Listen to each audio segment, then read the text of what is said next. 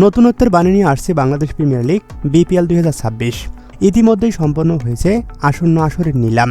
Cricket পাড়ায় এখন আলোচনা, কোন দলে আছে কোন ক্রিকেটার, কোন দলেই বা সবচেয়ে শক্তিশালী। আপাতত এই প্রশ্নের উত্তর হচ্ছে ঢাকা ক্যাপিটালস। দেশি বিদেশি মিলিয়ে ঢাকাকে সবচেয়ে শক্তিশালী মনে করেছেন ক্রিকেট বিশ্লেষকরা। বলার অবশ্য কারণও আছে।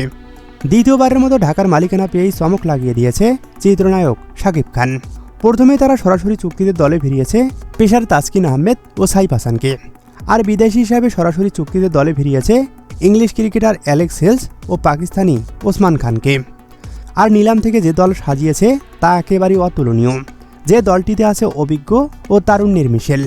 শামীম হোসেন পাটোয়ারি থেকে শুরু করে মোহাম্মদ সাইফুদ্দিন, মোহাম্মদ মিঠুন, তাইজুল ইসলাম ও গত আসরে ঢাকার হয়ে খেলা সাব্বির রহমান, আছেন নাসির হোসেনও। আর কি বা লাগে একটা শক্তিশালী দলের স্কোয়াড সাজাতে। এর বাইরেও আছেন বেশ কিছু তরুণ ক্রিকেটার। শুধু তাই নয়, আছেন লঙ্কান ক্রিকেটার দাসুন সানাকা, এছাড়াও আছেন জোবাইরুল্লাহ আকবর। সবকিছু মিলে এবার বেশ চমক দেখাতেই চাচ্ছে শাকিব খানের ঢাকা ক্যাপিটালস।